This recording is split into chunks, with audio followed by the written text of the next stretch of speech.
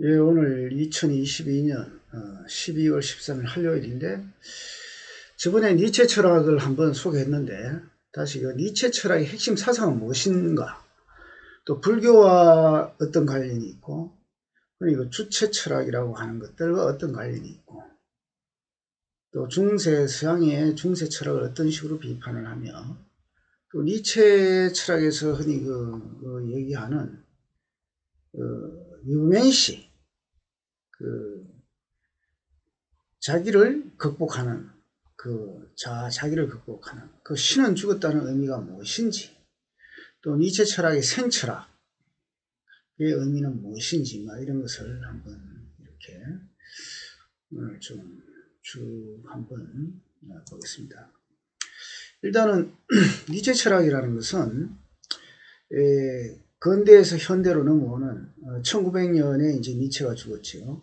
현대 철학의 왜 그 선구자라고, 근대와 현대, 서양 철학사에서 그렇습니다. 서양 철학사에서 왜 근대와 현대를 구분짓는 그 시기에 철학이 구분되느냐. 니체와 동시대에 니체와 비슷한 역할을 했던 기존의 어떤 우상들을 파괴했던 사람으로서 이제 경제학에서 마르크스가 있고, 그 근대에서 현대로 넘어온 마르크스가 있고, 그리고 인간의 무의식 세계를 드러냈던 프로이드가 있고, 그래 니체, 마르크스, 프로이드, 이것은 이제 서양 철학사에서 아주 중요한 세 사람이 되겠습니다. 이제 현대인들은 보통 우리들은 이제 현대 사회 속에서 이렇게 살면서 서로 이제 경쟁을 이렇게 하면서 살아갑니다. 그래서 이제 주로 이제 현대인들은 철학에 대해서는 별로 이제 논의를 하지 않고, 그렇기 때문에 사실은 서양 철학사의 그 어떤 흐름이 어떤지, 우리 동양 철학의 흐름이 어떤지, 이런 것을 잘 모르는데, 이제 철학이라는 것은 사실은 우리가 그 지식, 그 지혜를 사랑하는 것입니다. 네? 인간의 정신활동은, 인간의 인식과정은 어떻게 발전해 왔는가, 이런 것들이 이제 철학이라고 얘기할 수가 있는데, 여기서 이제 우리가 이제 니체 철학의 의의는, 왜냐하면 니체 철학에 대해서 이제 따지기에 앞서서 우리가 니체 철학이 서양 철학에서 어떤 이상을 가지는지를 이제 살펴볼 필요가 있습니다. 서양 철학은 크게 이제 고대 철학, 그리스 로마 철학, 히랍 철학, 그리고 이제 중세, 소크라테스, 플라톤 철학이 중세 그 스콜라 철학, 플라톤 철학이 신을 위한 신학으로 이제 대체되었죠. 그래 플라톤 철학이 신을 증명하기 위해서 봉사한 시대가 되는 겁니다. 플라톤의 이데아, 우리가 모르는 무언가 어떤 이데아가 있다. 원형질, 아키타이프, 그 원형이 무언가를 이 세상을 움직여 나간다. 지금 현재 내가 있는 것, 우리가 보는 것은 다 가상의 존재고, 그 실제로 이데아, 전음에 있다. 우리가 모르는 그 관념 속에 있다. 전음어. 그것이 이제 중세 오면서 그것이 바로 그 이데아가 가드, 신이 되는 겁니다. 그죠? 원형, 아키타이프, 신이다. 신이 인간을 창조하고, 그래서 신이 인간을 지배할 수 있고, 또 인간은 자연을 그래서 정복할 수 있다. 이런 식으로 신, 인간, 자연. 그래서 이제 정복의 철학이 되죠. 서양 철학이라는 것은 그런 어떤 의미를 가지고 있습니다. 그리고 이제 근대 철학에 넘어오면서 중세 철학 시대에 이제 14, 15세기경에 이미 동양의 맹자 사상이라든가 인도의 불교 사상이라든가 이런 것들이 서양에 넘어가면서 서양의 르네상스, 14, 15세기 르네상스, 인문주의 부흥에 어떤 자극을 주는 겁니다. 동양 철학, 중국 철학이 넘어가면서. 그래서 이제 15세기, 16세기 서양의 철학자들은 뭐를 봅니까?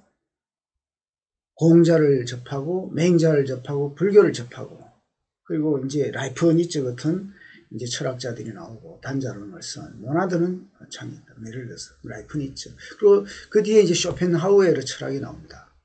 인간의 어떤 그 의지, 인간의 어떤 주체적인 의지, 삶을 중요시하게 다룬 철학자. 그 이전에는 모든 것이 신이 지배했다. 그 이후에는 또 데카르트 이후에는 뭔가 이제 합리주의가 신을 합리적으로 이제 증명해야 되니까 이제 이성적인 어떤 신을 이제 만들어냈는데, 그때까지가 이제 그것이 이제 근대 철학이라고 얘기할 수 있습니다. 중세 철학에서 이제 근대 철학으로 넘어오는 것. 그래서 이제 근대 철학도 사실은 이제 이성 합리주의 시대인데, 그런 무언가 모르는 어떤 중세적인 신을 죽이고 중세적인 신이 이성의 신으로 이제 대체되는 겁니다. 그게 이제 그래서 이제 고대 철학 하면은 이제 소크라테스, 아리스토텔레스, 플라톤 사상으로 대표되는데 중세부터는 이 아리스토텔레스, 플라톤 사상의 철학이 이제 하나님의 존재를 증명하는 사유 체계를 만들어 나가고 신중심주의적인 사유가 되는 겁니다. 근대 철학은 이제 동양 사상의 영향을 받아서 인간 중심적으로 인간에 대해서 이제 자각을 하게 되는 겁니다. 동양 철학이나 중국 철학은 이제 인간에 대한 얘기를 하게 되죠. 신에 대해서는 주로 언급을 하지 않습니다. 그래서 인간 중심적인 동양 철학이 서구로 넘어가면서 14, 15세기에 그래서 이제 르네상스가 시작이 되는 겁니다. 서양에. 그래서 동서양의 그 철학이라는 것은 서로 섬이면서 접합 융합을 하게 되는 겁니다. 그래서 이제 서양이 기본적으로 이제 신을 철학의 중심으로 이제 내재시켰다. 그러니까 이성의 철학, 이성의 신으로 하는 것이 이제 근대 철학이라 하고, 그리고 이 근대 철학 자체도 이성의 신도 부정하면서 현대로 넘어오는 그 단계로서의 이제 니체 철학이 있게 되는 겁니다. 현대 철학의 경향은 이제 데카르트를 죽이면서 데카르트 이원론, 인간과 자연을 분리시키고 뭐 이성과 감정을 분리시키는 이런 기계론적인 어떤 데카르트 철학을 죽이고서 이제 다시 니체 살리기로 결합된 형태가 이제 현대 철학이라고 할 수 있겠습니다. 그래서 이제 데카르트를 죽인다는 것은 나는 생각한다. 그러면 나는 존재한다는 것을 이제 파괴하는 것. 나는 생각한다는 어떤 자아 개념과 또 사유 능력으로서의 어떤 이성 개념, 이성 도구적 이성이나 합리주의가 산업사회 시대에 수많은 그 피해를 일으키지 않습니까? 도구적 이성주의. 이런 근대 철학의 기초를 허무는 것이 이제 니체로부터 출발하는 이제 현대 철학의 시작이라고 할 수 있겠습니다. 그래서 이 모든 것의 시작이 이제 니체로 비롯되는데, 이 때문에 오늘날 이제 현대 철학의 모든 것은 이제 니체의 이런 성과로부터 자유로울 수가 없는 거고, 또 니체야말로 중세까지 견고하게 형성되었던 중세 근대까지 데카르트의 자아개념과 이성주의, 또 다른 무엇보다도 기독교에 의해 세워진 어떤 신개념을 붕괴시키는, 그래서 망치어 철학자라고 이제 망치어 철학은 기존의 어떤 우상을 파괴하는 그런 것입니다. 그래서 니체를 망치의 철학자라고 얘기할 수 있는데, 그러면 이래 니체는 그 전에는 누구의 영향을, 물론 불교 철학도 공부를 했지만 불교 철학의 영향을 받은 서양 철학자가 누구죠? 쇼펜하우에르입니다.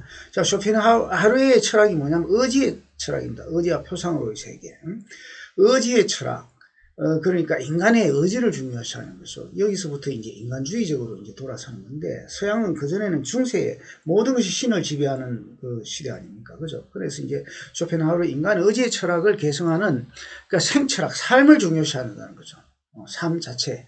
삶 철학의 기수가 이제 쇼펜하우르에 있다면 쇼펜하우르로부터 이제 영향을 받아서 이런 그 인간 실존주의의 선구자 정도로 요약되는 그가 이제 니체가 신은 죽었다라고 선포를 하는 겁니다. 그죠?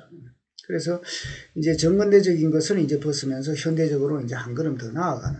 그래서 니체 철학 이후에 이제 서양 철학은 더 이상 이제 신을 논하지 않게 되는 겁니다. 현대 시대는 이제 신이 없는 시대, 신을 논하지 않는 시대가 이렇게 되었지만, 사실은 우리가 뭐 그렇지만 뭐 절에 다닌다든가 특히 교회나 가톨릭 가서 아직까지 중세적인 어떤 신을 믿는 사람들이 많죠. 이제 영혼의 이제 뭐 안식에 마음의 괴로움의 도피처로서 이래 하는데, 사실 뭐 잠깐의 어떤 심리적인 효과는 뭐 있을 수 있겠죠. 뭐 종교를 전혀 뭐 부인하지는 않는데 그런 어떤 위로의 효과는 있을 겁니다. 자, 그래서 이제 여기서 이제 니체는 머무르지 않고 서양 철학의 사고방식과 동양 철학의 사고방식을 서로 이제 융합하는 겁니다. 이제 퓨전이 되는 거죠. 동양과 서양을 서로 결합시킨 새로운 그 방식의 철학을 창조했다는 점에서 니체 철학은 니체 철학의 이의가 있을 것입니다. 그래서 이제 니체 철학을 얘기할 때 영원핵이라는 것, 끊임없이 새로운 것들이 순환되고 반복된다는 것, 뭐 불교 철학의 불교 철학 꼭 영원핵이는 아닙니다. 왜냐하면 영원핵이 유전연기와 한멸연기가 있는데, 불교에서는 연기법이라 하는데, 끊임없이 같은 상태로 악화되는 상태, 그냥 같은 상태로 되풀이되는 것을 유전연기라 하는데, 이것을 타파하고 파사 현정의 세계로 나아가는, 깨달음의 세계로 나아가는, 진리의 세계로 나아가는 팔정도나 뭐 이런 것을 진리, 이게 이제 환멸연기 세계입니다. 그죠? 정토로 나아가는 것, 너바나, 열반의 세계로 나아가는 것. 막 이런 것까지 사실은 니체가 이해했다고 할 수는 없겠죠. 자, 니체는 어쨌든 그래서 이제 자기의 어떤 서양 철학을 깨부수는 망치의 철학자로서의 자기의 삶과 사상이 뭐 일치하는 철학자입니다. 사실 모든 서양 철학사나 동양 철학사에서 나름대로 한 궤적을 남긴 사람들은 다 사상과 자기 삶이 일치되는 사람이었죠. 어쨌든 그 시대에 그 당대의 니체는 이해받지 못해서 이제 정신병도 걸리게 되고 뭐 여러 가지 고통스러운 삶을 살게 됩니다. 이제 니체는 그러면은 어떠한 가정에서 태어났기 때문에 그 기독교를 그 부정하는 방식으로 신은 죽었다는 선언을 했느냐 하면은 주로 이제 이런 겁니다. 니체는 라이프니치, 독일 라이프니치 이제 레켄에서 출생했는데 그 당시에 이제 독일은 소위 1844년 이래 되니까 57살인가 1900년에 죽었으니까 니체가 태어날 때가 이제 19세기 중엽 1844년입니다. 이때는 이제 종교전쟁, 즉 종교개혁의 바람을 일으킨 그 루트가 탄생한 곳이 이제 레켄입니다. 레켄이라서 이제 개신교 중에서도 루트파의 그 종교가, 그런 개신교가 아주 그 강한 곳인데, 니체의 아버지가 이제 루트교 목사였고, 모친 역시 이제 목사의 딸입니다. 이런 그 기독교 세력이 강한, 개신적인, 개혁적인 기독교 세력이 강한 집안에서 컸는데, 이제 할머니나 어머니, 이런 그 이모, 이런 그 여성들의 많은 그 보살핌 속에서 자라면서, 이런 보살핌 속에서 자라면서 좀 여성적으로, 어릴 때는 이제 여자들이 입는 이런 옷도 입고 하면서, 니체가 이제 사내라는 것을 자각하는 과정 속에서 어떤 여성에 대한 반감, 수동적이고 피동적이고 기독교적인 어떤 위선, 사실 그 교회 다니는 사람들이 상당히 종교를 믿는 사람 상당히 위선적이지 않습니까? 아주 나는 신의 어린 양의 목자요. 아주 선한 척 하지 않습니까? 이런 위선을 타파한 사람이 이제 니체입니다, 사실은. 그런 어떤 위선적인 삶의 환경에서 이건 아니다라고 해서, 기존의 그 기성 가치를 깰 수 있는 그 토양이 자기의 가정 환경이 아니었던가, 이런 생각을 이렇게 할 수 있습니다. 그래서 이제, 니체는 20살 때 이제 그 독일의 보온대학에 입학해서 라이프니치 대학으로 이제 이적을 하고 25살에 이제 그 지도교수의 추천에 의해서 스위스 바젤 대학의 고전 문헌학 교수를 하는데, 고전 문헌학이라는 것이 이제 그리스 히랍의 어떤 문헌학을 다루다 보니까 철학을 체계적으로 이제 공부를 하게 되면서 체계적인 철학을 그런 어떤 지식의 바탕에서 우상을 타파하게 되는 이런 바탕을 형성하게 되는 것입니다. 그래서 이제 바젤 대학에서 근무하면서 26살 때 니체가 최초로 쓴 것이 비극의 탄생입니다. 인간의 어떤 비극이 탄생했느냐 하면, 인간에게는 말이야, 아폴론적인 것, 아폴론은 이성적인 것, 그런 것과 디오니소스적인 것, 뭔가 엄습하고 뒷골목에 디오니소스적인 감정적인 것들이 서로 이렇게 대립한다. 갈등과 이런 하의를 통해서 아폴론적인 어떤 이성적인 간조적인 태도와 디오니소스적인 어떤 자연, 인간의 감정적인 것들이 합의를 해서 이런 거 충동, 이성과 충동의 이런 기란관계 속에서 인간이라는 것이 탄생하는 것이 아닌가, 이런 것들을 이래 쓰게 됩니다. 그리고 이제 35살에 이제 니체는 이제 두통과 불면증을 이제 겪으면서 교수직을 그만두고, 그리고 이제 10년 동안에 이제 혼자 왕성한 집필 활동을 하는데, 39살 때 이제 짜라투스트라는 이렇게 말해. 짜라투스트라는 이제 조로아스터 교의 창시자죠. 짜라투스트라는 이렇게 말했다. 그리고 42살이 되면은 선악에 피한 도덕의 계보를 이제 써냅니다. 여기서 이제 선악에 피한에서, 선악은 지극히 기독교적인 선악을 이제 의미하는데, 기독교는 이제 하느님으로 대표되는 절대선과 악마로 대표되는 이он 대립적인 구도로 이제 얽혀 있는데, 선악에 피한은 그 책에서 이제 알 수 있듯이 선악을 넘어서서, 유맨시처럼 넘어서서 가자는 것이 이제 우리가 선악 개념을, 그 불교 철학에서는 선악 개념이 없는 거 아닙니까? 유가 철학도 마찬가지입니다. 그래서 이것이 이제 동양 철학에 이제 영향을 받았다고 얘기를 할 수 있죠. 선악의 개념을 우리가 넘어서야 된다.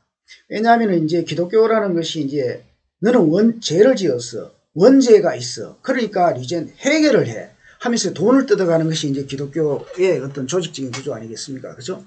그런 것을 이제 그런 위선을 이제 니체는 너덜을 내는 겁니다. 그죠? 15분이 되었는데 다음 니체 3편에서 다시 시작하겠습니다.